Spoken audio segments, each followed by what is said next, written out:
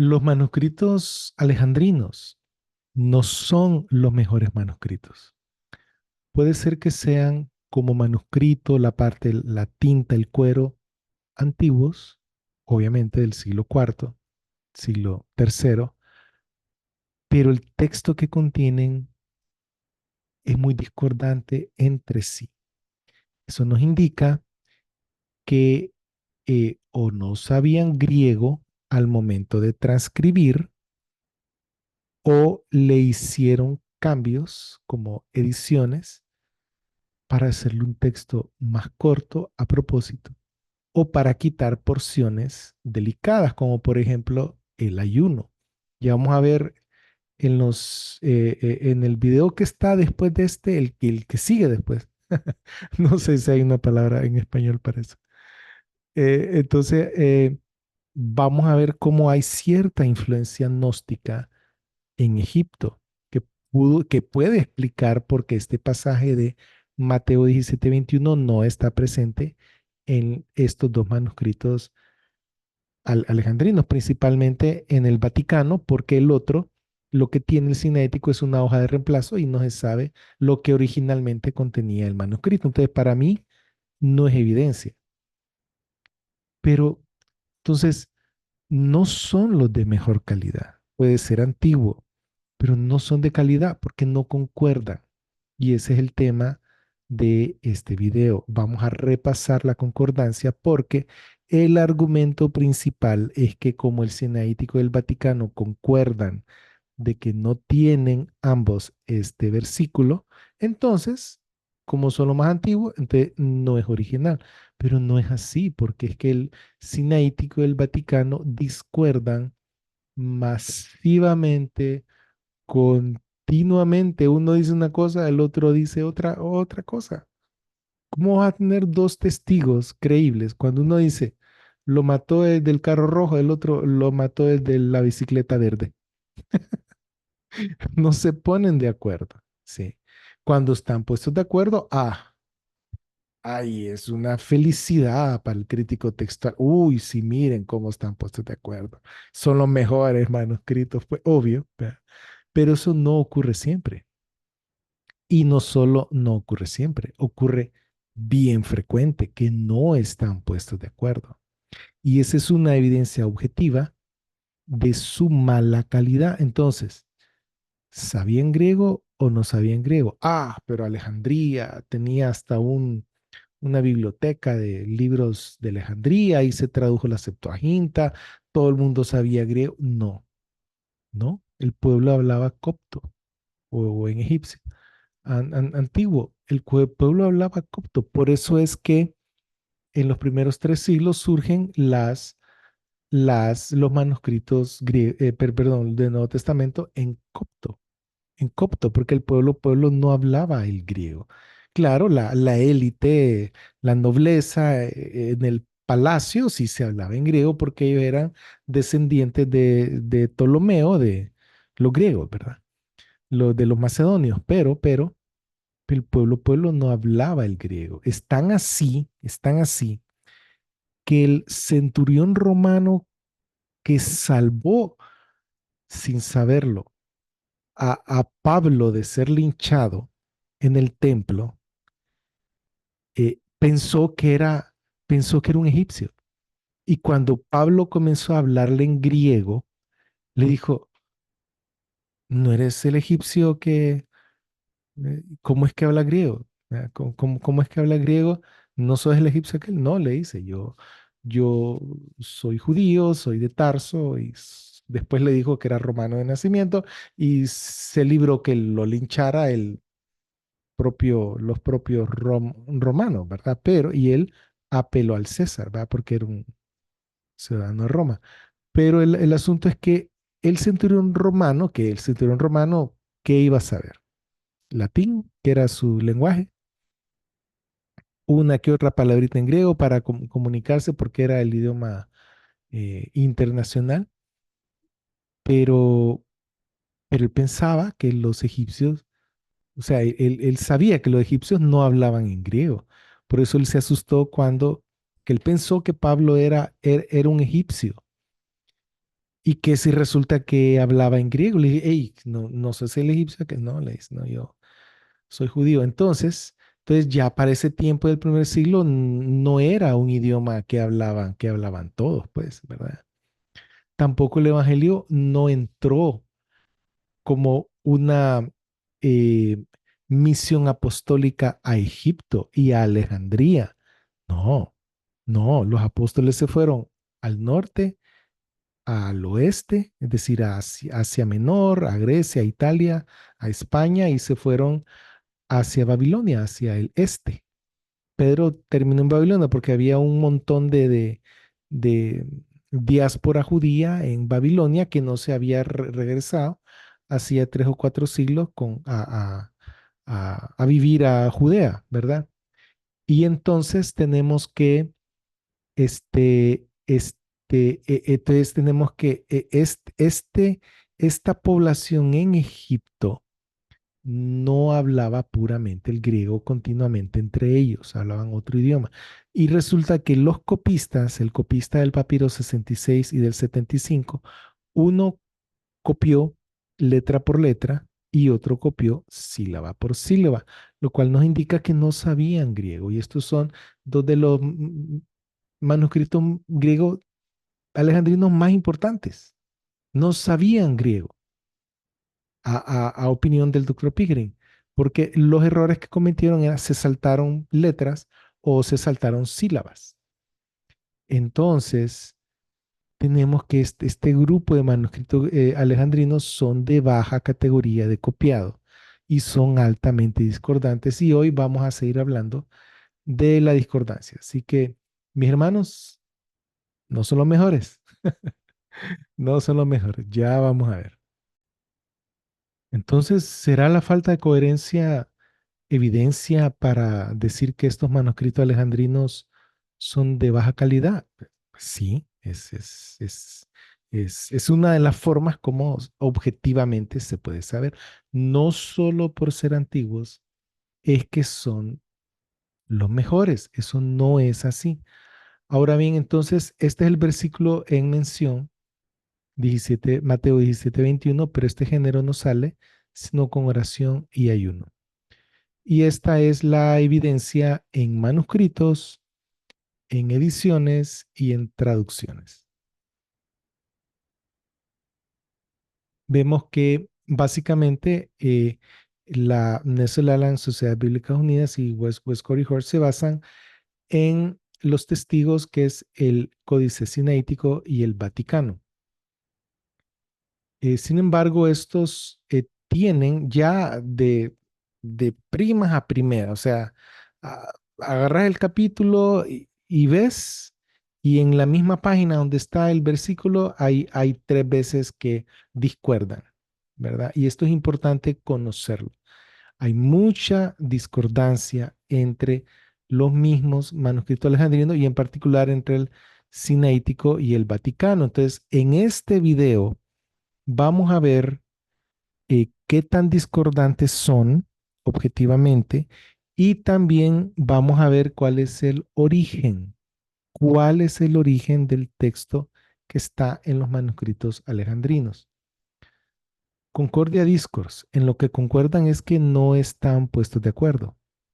El término fue acuñado por John William Bergen para referirse a la discordancia que existe entre los cinco grandes unciales, el Sinaítico, el Alejandrino, el Vaticano, el Ephraim Scriptus y el Códice Besa. Yo lo utilizo para referirme solo a los manuscritos alejandrinos categoría 1, que son 61 en todo el Nuevo Testamento y son 40, realmente 40 si quitamos los fragmentarios, según Kurt y Barbara Allen, cuando estos no están puestos de acuerdo. Entonces, este término Concordia Discourse lo uso exclusivamente para los puramente alejandrinos. Tenemos que si son los mejores y los más antiguos, deberían de estar puestos de acuerdo. ¿Sí? Sin embargo, hay un problema de escasez. Solo hay 2 manuscritos griegos alejandrinos categoría 1 que tienen los 4 evangelios completos, solo 2. Los demás son fraccionarios y no se pueden usar para comparar el texto alejandrino. Entonces, el texto alejandrino en Mateo está formado por lo que dice el Sinaítico y el Vaticano.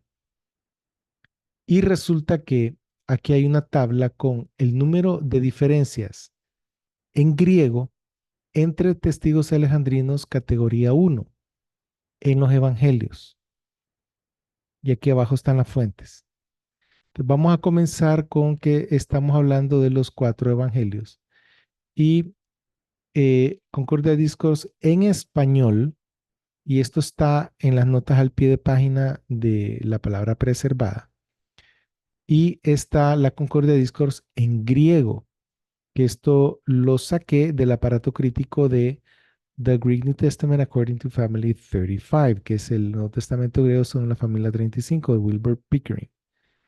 Entonces, hay 121 puntos de discordancia en español traducible en Mateo. Hay 126 en Marco, 187 en Lucas, 228 en Juan, para un total de 662. Y en griego, que lo que manda es el griego, ¿verdad? La columna en español solo es para tener una idea nosotros de qué estamos hablando. En griego hay 250 veces cuando el Sinaítico y el Vaticano no están puestos de acuerdo.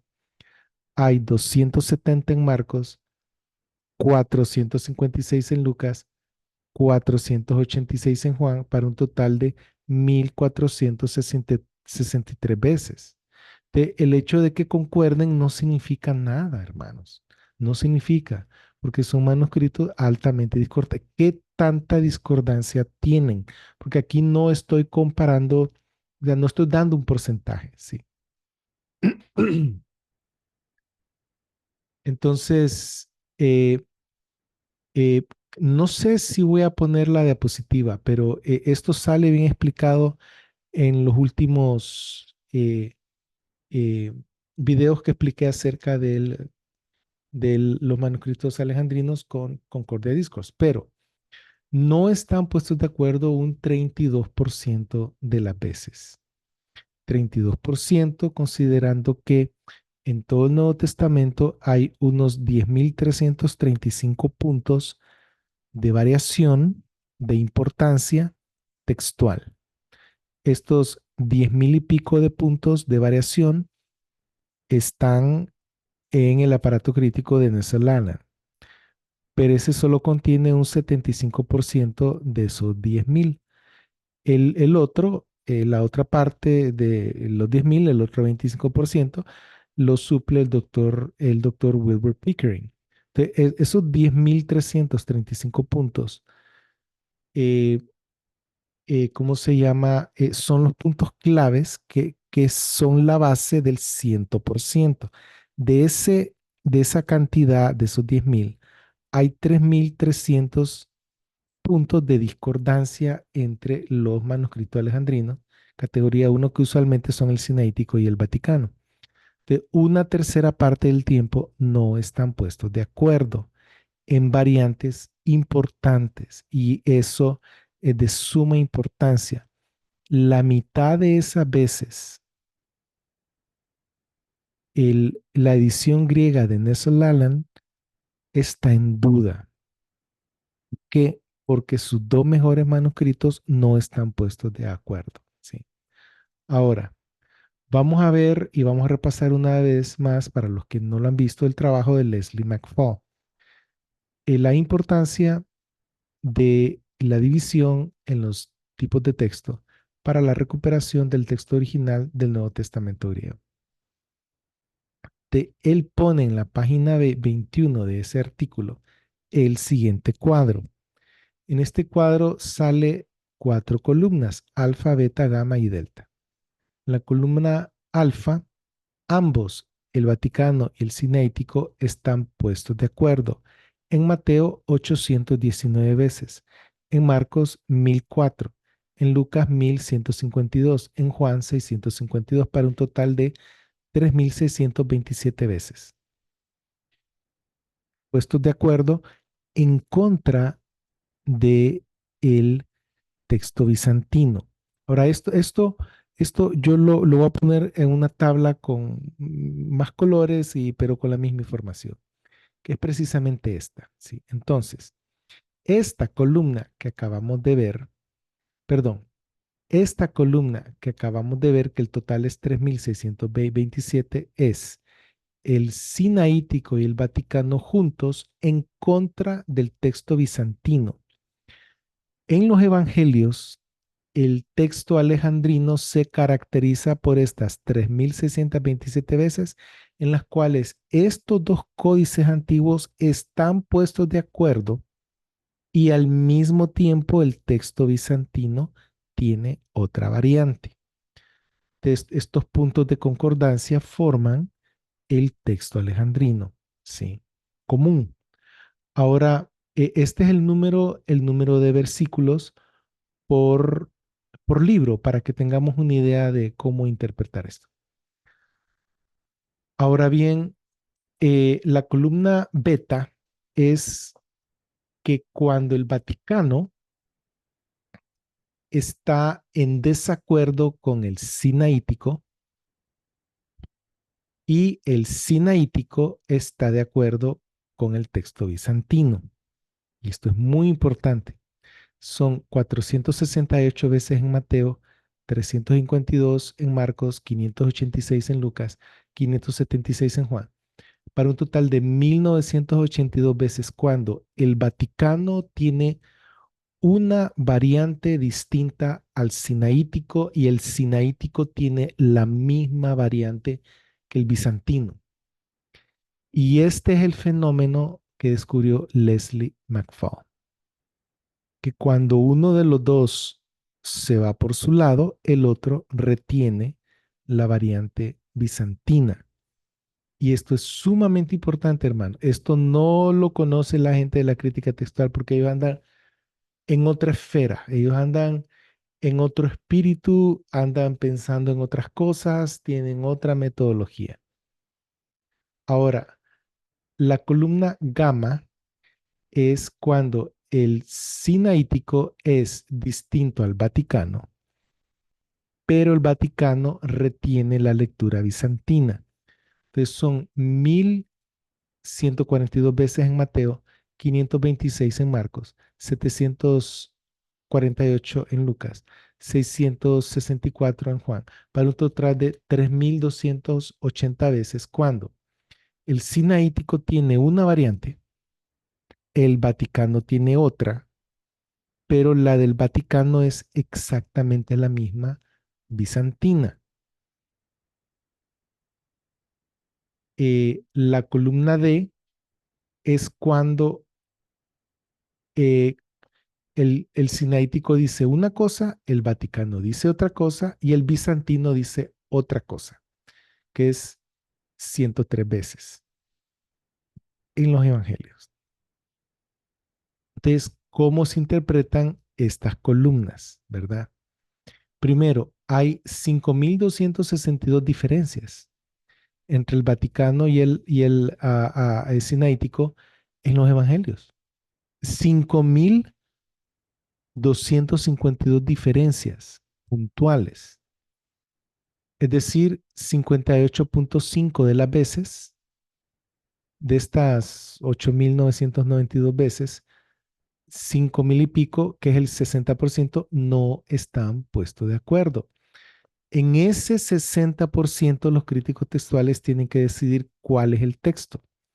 Y este 60% de veces que no están puestos de acuerdo nos indica que son manuscritos de baja calidad. Ahora, este es un 60% en el cual no están puestos de acuerdo, cuando yo les mencioné que era un 30% para todo el Nuevo Testamento. De aquel 30% es en base a 10.000 puntos de variación en todo el Nuevo Testamento. Pero este 60% es un poco más específico. O sea que el 30% que les di de discordancia pero en variantes de importancia. Pero aquí Aquí está hablando letrita por letrita, ¿sí? Ya sea de importancia, que cambie el texto o que no cambie el texto, el sentido del texto. Digamos la palabra hacer, que se escribe con H, puede ser que el cinético le escribió sin H. Es un ejemplo. Supongamos que habrían sido escritos en español. Pero se entiende que es hacer sin H y hacer con H. Ah, pero aquí el doctor Lelsing Mafal sí lo está tomando en cuenta como una variante. Entonces, como es más específico y más exacto y es más denso, es decir, estamos hablando de 9000 puntos de comparación en los cuatro evangelios. 9000 en cuatro evangelios versus 10.000 en todo el Nuevo Testamento. Este es un estudio todavía más específico. Entonces, como es más específico, da mejores datos. El 60% de las veces, estos dos manuscritos no están puestos de acuerdo. El hecho de que entre los dos estén de acuerdo que no está Mateo 17:21 no es importante. Más cuando uno de los dos tiene una hoja de reemplazo. Y eso lo vimos en el video anterior. Ahora bien, ahora vamos a ver el origen. En Mateo hay 176 variantes que el texto cesareo tiene el mismo texto que el egipcio y que juntos tienen un texto distinto al bizantino. De juntos tienen un texto distinto al bizantino 176 veces. Esto según Leslie McFall. Y hay 643 veces que el texto egipcio tiene un texto distinto al bizantino, aunque en esta el cesareo tiene el mismo bizantino. Entonces, sumando los dos, hay 819 ocasiones cuando el texto egipcio tiene tiene un texto distinto al bizantino. Ahora, esto es el texto egipcio está definido por Leslie McFall como la unión del Sinaítico y el Vaticano. De estas 819 veces en Mateo que están puestos de acuerdo, representa el texto común, el texto unido egipcio.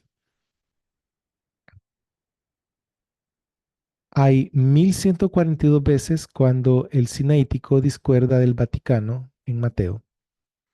Pero el Vaticano tiene en esos 142 sitios, tiene la variante bizantina y viceversa. Hay 468 sitios cuando el Vaticano tiene una variante distinta al sinaítico, pero el sinaítico tiene una variante, es la misma variante bizantina. Entonces, ¿qué es lo que pasa? Que los dos tuvieron un ejemplar común que fue modificado 819 veces en Mateo y este ejemplar común egipcio fue modificado 468 veces por el escriba del Vaticano, 1142 veces por el escriba del Sinaítico, pero en puntos distintos. De estas 1142 veces que el Sinaítico toca el texto, el Vaticano no lo toca y lo deja igual que el bizantino porque la base que fue modificada por el Vaticano y el Sinaítico es el texto bizantino y eso comprueba que el texto bizantino precede al texto alejandrino. Y si la familia 35 es, es el mejor texto bizantino, ahí también está la familia 35. Entonces, visualmente, tenemos que la base que fue modificada fue una base bizantina en la cual el Sinaítico le metió estas variantes que el Vaticano no, y el Vaticano le metió estas que el Sinaítico no, y entonces o sea, fueron ediciones independientes. O sea, que el escriba del Vaticano no conoció el trabajo que hizo el escriba del Sinaítico y viceversa. Ellos no se conocieron, pero los dos usaron ejemplar egipcio que había sido modificado 800 y pico de veces. También este ejemplar egipcio común que fue modificado por el Vaticano y por el Sinaítico, este egipcio común tiene modificaciones modificando el texto bizantino. Sí, y este, que es cesareo más egipcio, que son 176, también son modificaciones del bizantino. ¿Qué significa eso? Que el texto bizantino es el que fue modificado por los cesareos y por los egipcios, por el Vaticano y por el Sinaítico. Si es el texto común, si es el texto que fue editado y que fue modificado, es un texto, es un tipo de texto más antiguo que la recensión egipcia y que la cesarea. Entonces, la cesarea está en manuscritos del siglo 7 al 9, pero este texto de tipo cesareo fue usado por Orígenes de Alejandría. Entonces, por eso se sabe de la existencia del cesareo en el siglo II. Ajá, y el bizantino es antes que eso. Imagínense. Entonces tenemos que en una primera etapa, alguien tomó el texto bizantino y lo modificó para Mateo 176 veces. Lo modificó 176 veces.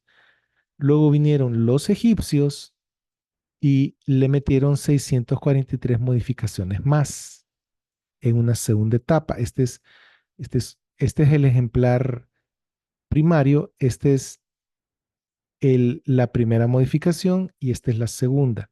En la segunda modificación existen estos 176 cesareo egipcio y estos 643 modificaciones nuevas. Y en una tercera etapa, cada uno, el Vaticano y el Sinaítico, hicieron sus modificaciones propias, pero dejaron sin tocar el texto bizantino base. Y eso es el descubrimiento de Leslie McFall. Ese es el fenómeno McFall, que cuando hay una división, una parte retiene el texto bizantino cuando la otra difiere y viceversa. Y ese es el asunto, ¿sí? Entonces, aquí en este texto común está la omisión del 1721, que como les digo, no está tan clara en el sinaítico porque en los videos anteriores vimos que esa hoja en el sinaítico es una hoja de reemplazo, pero si concedemos eso, de que bueno, está bien, es una hoja de reemplazo, pero está bien, es parte del texto egipcio. Entonces, porque fue modificado por los mismos egipcios, ¿verdad? Entonces, bueno, si concedemos eso, está dentro de la etapa 2 en la modificación del texto bizantino. Y así es el asunto. ¿Por qué fue omitido por los editores del texto egipcio? ¿Por qué? Pudo haber sido un posible mecanismo de omisión por mala calidad de copiado, es decir, un error del copista, por homo y o teleuton. Entonces pudo haber sido que este escriba se saltó el versículo sin saber y estos dos lo heredaron, ¿sí? O puede ser un cambio deliberado, intencional al texto para conformarlo a algún tipo de teología o para tener un texto corto, porque el texto alejandrino es corto, es 10.000 palabras más corta que el texto de la familia 35 en todo el Nuevo Testamento.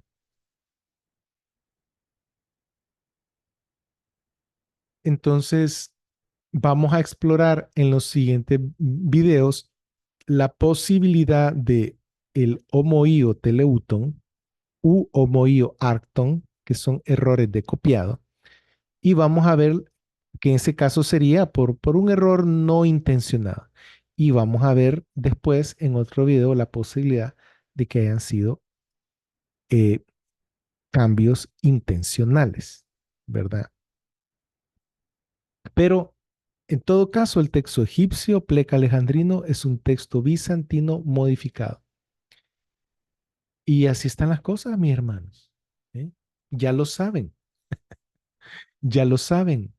Cuéntenselo al resto de la gente. Si esto no es inventado, no es mío, no procede de mí, son investigaciones realizadas por gente que sabe de textos, sabe de griego, sabe de crítica textual, pero no está de acuerdo con la metodología altamente subjetiva del eclecticismo razonado, que yo diría que un mejor nombre sería eclecticismo especulativo, porque el texto resultante es un texto hipotético que no se puede confirmar.